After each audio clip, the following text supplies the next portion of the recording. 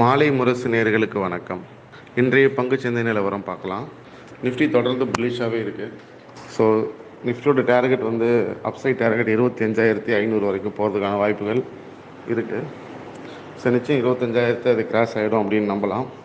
But இது வந்து ஒரு ரெசிஸ்டன்ஸ் ஜோன். அப்சைட் வந்து வெரி மச் லிமிட்டட். ஒரு 1000 புள்ளிகள் தான் அதிகபட்சம் மேலே போக போகுது. அப்படிங்கிறதுனால நீங்கள் வந்து ஃப்ரெஷ்ஷாக வந்து இனிமேல் லாங் டேர்ம் இன்வெஸ்ட்மெண்ட் பண்ண வேண்டாம்.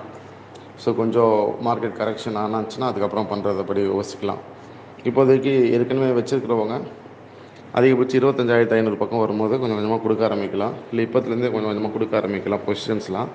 ஏன்னு சொன்னால் ஆனால் கண்டிப்பாக வந்து மார்க்கெட் வந்து ட்ரெண்டு திரும்ப போகுது. அப்படிங்கிறதுனால நிச்சயம் இந்த 1000 பாயிண்ட் ஏறுற வரைக்கும் மார்க்கெட் வந்து ரொம்ப புல்லிஷாக தான் இருக்கும். எப்போயுமே மார்க்கெட் வந்து ட்ரெண்டு திரும்பும்போது திரும்புகிற மாதிரியே தெரியாது.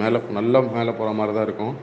ஸோ அப்போ தான் அன்எக்ஸ்பெக்டடாக வந்து டவுன் ஆகும். அப்போ தான் வந்து நம்ம வந்து பொசிஷனை வாங்கி ஹோல்டு பண்ணுவோம் தைரியமாக. ஸோ அதனால் அந்த மாதிரி தான் உங்களுக்கு தெரியும். ஸோ அதை நம்பி நம்ம வந்து புல்லிஷாக ஆகக்கூடாது.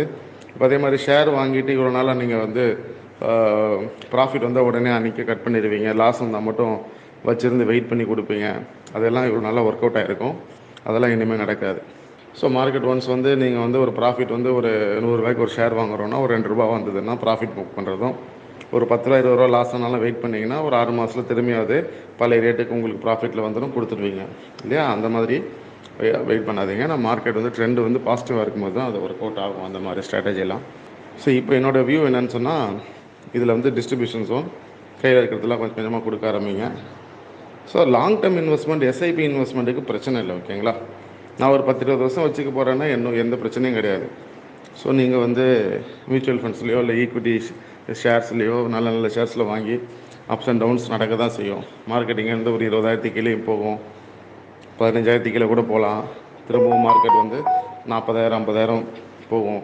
ஸோ இதுக்கெல்லாம் வந்து ஒரு பல வருஷங்கள் நடக்கும் இல்லைங்களா? இது ஒரு சைக்கிள் அப்ஸ் அண்ட் டவுன்ஸ் நடக்கும். குயிக் ரிட்டர்ன் வேணும் அப்படின்னா நீங்கள் வந்து இதை நீங்கள் நிச்சயமாக வந்து இந்த இடத்துல கொஞ்சம் கொஞ்சமாக வந்து ஷார்ட் டேர்ம் ட்ரேடர்ஸு நீங்கள் வந்து ஒரு வீக்லி ட்ரேட் ஸ்விங் ட்ரேட்லாம் பண்ணுறீங்கன்னா இந்த இடத்துல ப்ராஃபிட் புக் பண்ணி வச்சுக்கோங்க. மேக்ஸிமம் ஒரு 1000 பாயிண்ட்டுக்கு மேலே மார்க்கெட்டில் கண்டிப்பாக ரெசிஸ்டன்ஸ் இருக்குன்றதை சொல்லிக்கிறேன். நன்றி, வணக்கம்.